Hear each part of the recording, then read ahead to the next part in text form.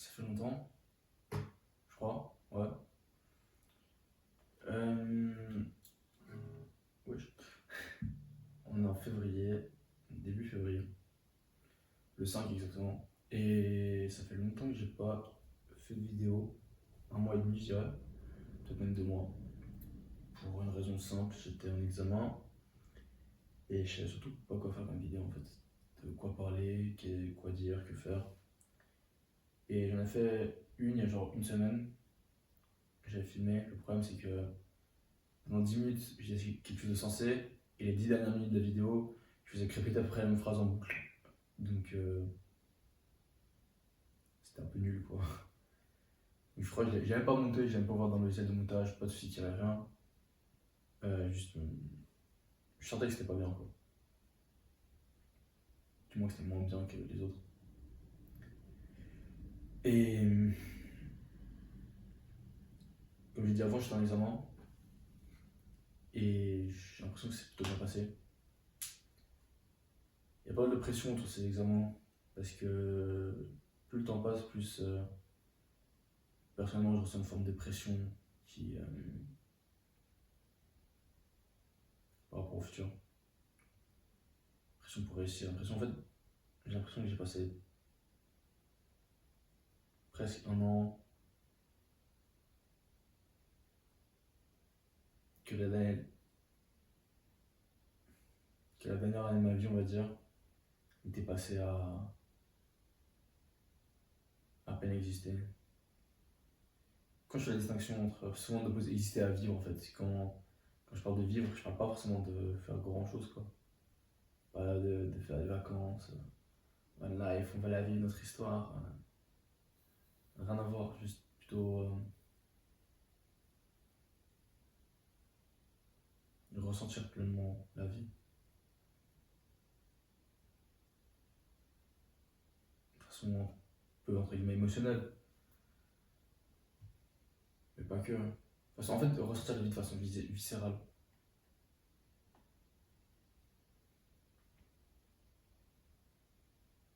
Et parfois, souvent, je suis là la nuit, dans mon lit, à essayer de dormir.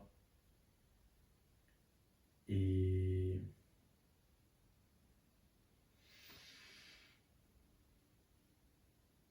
soit je me sentais seul, c'est vrai. Euh, juste à penser à tout ce que je dois faire pour réussir. Je vois tout ce qui me reste à faire, qu'il me reste plus qu'à faire, plus à faire. En comparaison aux choses que j'ai déjà faites. Étant donné que j'ai rien fait pour l'instant, quoi, genre j'ai rien du tout. C'est pas mal de pression quand même. Surtout que j'ai l'impression que j'ai un peu une course après la montre, à laquelle les gens autour de moi, j'ai l'impression qu'ils sont confrontés forcément. Dans le sens où, je sais pas pourquoi, toujours la sensation que j'allais pas vivre très longtemps. J'ai un peu cette intuition. Et que donc j'ai moins le temps que les autres pour réussir. Ça, couplé aussi au fait que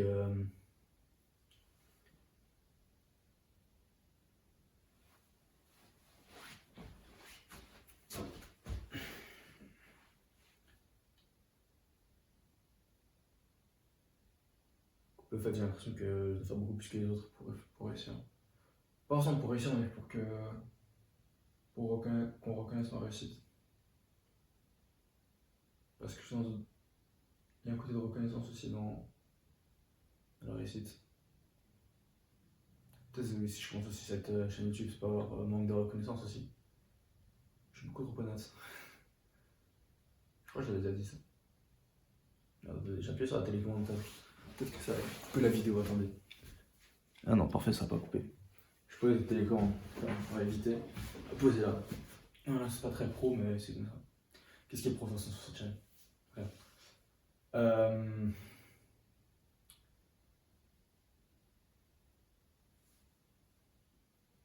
Ouais, peut-être un bonheur de reconnaissance, quelque chose comme ça.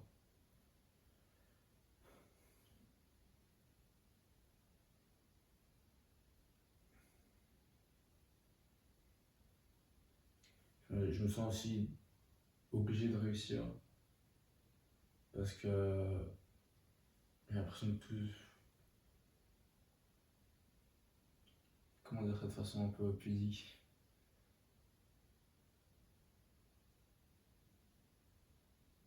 J'ai l'impression que tout ce que j'ai déjà dans ma tête, cette idée de réussite, ce parcours, c'est un parcours qui est déjà entaché.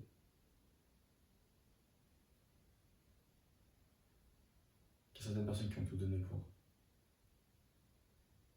pour ce parcours, pour que je puisse faire ce parcours, pour que je puisse suivre cette voie.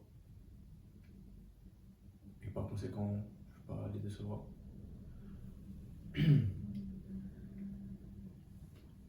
Parfois à la nuit, je me sens seul et je regarde tout ce qu'il me reste à faire. Je me rends compte que je suis à zéro, que si je veux marquer pas le monde, et mon histoire, pour l'instant, je n'ai rien fait.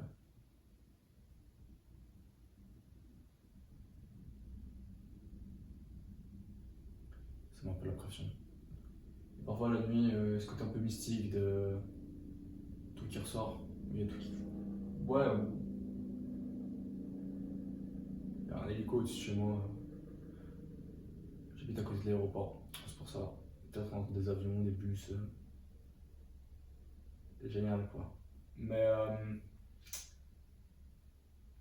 la nuit, il y a ce côté mystique où tout ressort, tout est plus à fleur de peau, disons. Et je me sens un peu plus seul, surtout quand je suis au travail. Mon travail. Et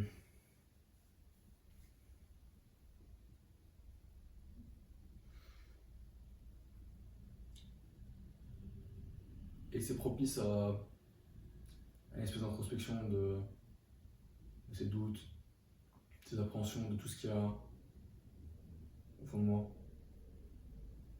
De, on va dire, entre guillemets, contempler ces démons.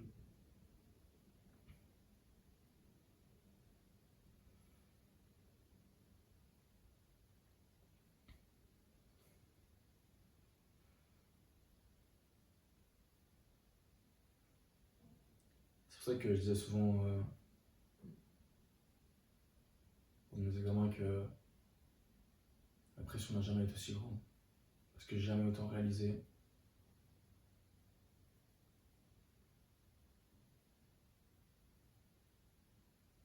Parce que j'ai jamais eu une vision aussi claire en fait de ce que je voulais.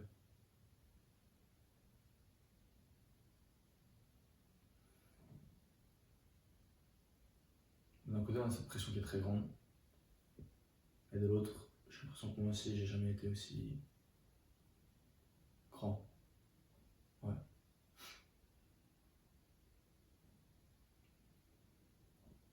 En, en étant, entre guillemets, je pense, quand il a commencé à ressortir de cet abîme, comme je cite souvent, abîme qui est cité dans la première vidéo, enfin mentionné plutôt, la première vidéo, même jusqu'à même être dans le titre de la vidéo. Ou d'ailleurs, cette première vidéo, j'ai l'impression que peut-être on comprend mal le titre, c'est-à-dire qu'en fait, le titre c'est S'aimer, s'oublier et l'abîme, mais en fait, les gens pensent que c'est. En fait, en le lisant, on peut croire que c'est 3 étapes. C'est-à-dire d'abord on s'aime, après on s'oublie, et après il y a l'abîme. Ce qui fait quoi un peu genre une relation en fait, d'abord on s'aime, après on se sépare, et au final bah, ça se passe mal, donc la séparation se passe mal, donc on tombe dans l'abîme. Mais c'est pas vraiment ça, en fait c'est pas ça du tout. C'est surtout que c'est pas s'aimer en sens deux personnes qui s'aiment, puis s'oublient.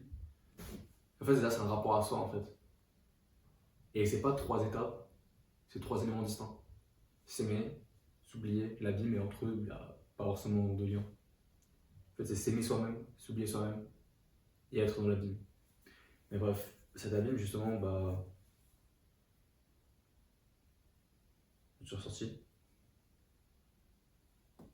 Je commençais peut-être un peu à m'aimer, je sais pas.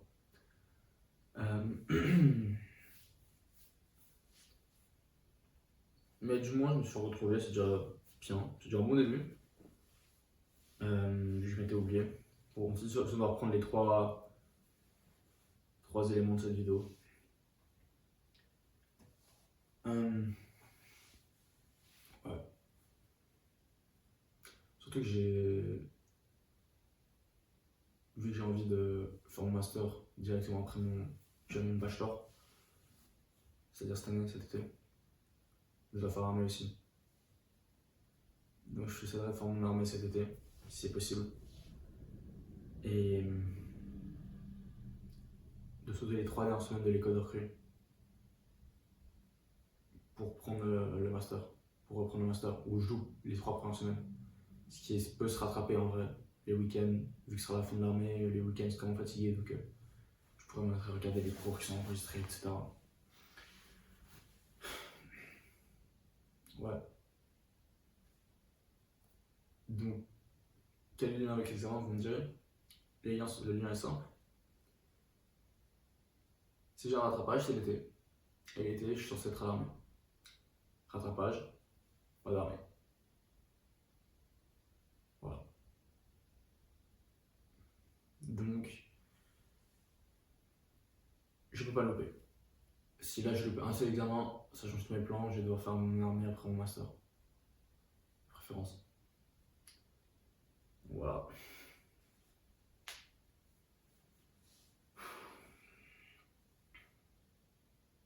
Ce qui met pas mal de pression et pas mal de.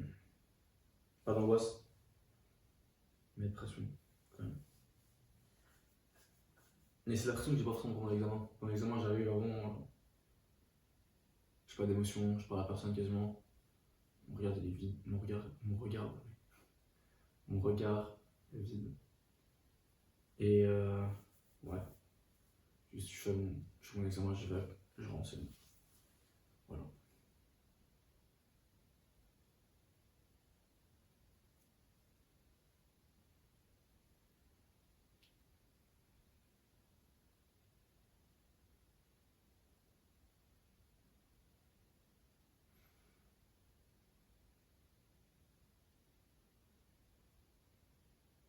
C'est bizarre parce que première vidéo, je disais que j'avais l'impression d'être à la croisée de plusieurs chemins et que c'était une espèce d'énergie un peu au fond de moi. Et cette énergie, je la ressens encore, mais j'ai l'impression que cette fois j'ai pris un chemin et je ressens cette énergie encore. Donc j'aurais tendance à me dire que c'est bon.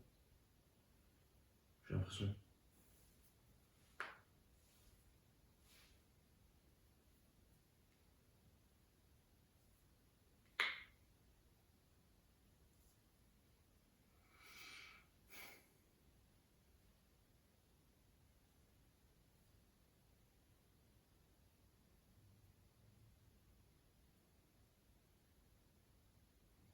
Un truc que j'ai remarqué aussi par rapport aux premières vidéos, c'est que, ouais, à la base en fait, une première fois je voulais faire une vidéo le 31 décembre où je parlais, je faisais un peu récap de la chaîne.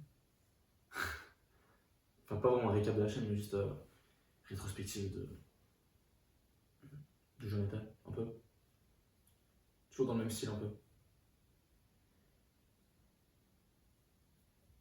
Parce qu'à 31, j'étais au travail, donc pas de soirée, pas de feu d'artifice, rien pour moi. Donc, je voulais faire cette vidéo, mais j'arrivais pas.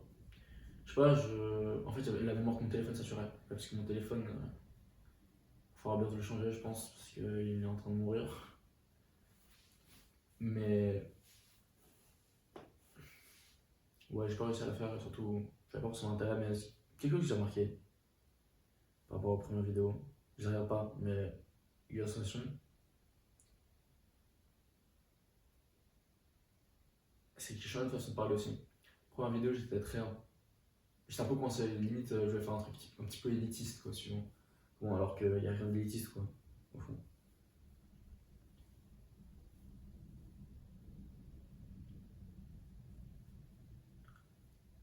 Donc, ouais, je changeais de parler, façon de parler dans les vidéos qui est un peu plus ma façon de parler au quotidien. Et je trouve que c'est pas mal. mal, ouais.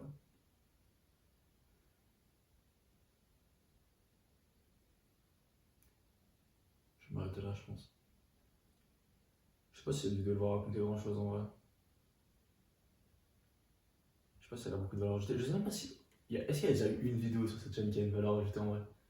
Je sais pas. Je sais pas. Cette chaîne, pas beaucoup de monde est au courant, toujours. Je vais faire un grand reveal, un truc comme ça, mais. Je sais pas. Ce que je vais le faire un jour, je sais pas. Franchement, je sais pas. Plus le temps passe, moins j'ai envie de le faire. Peut-être juste, c'est aussi. C'est effrayant de faire un grand reveal comme ça. Voilà. Donc, ouais. Merci d'avoir regardé. Merci beaucoup.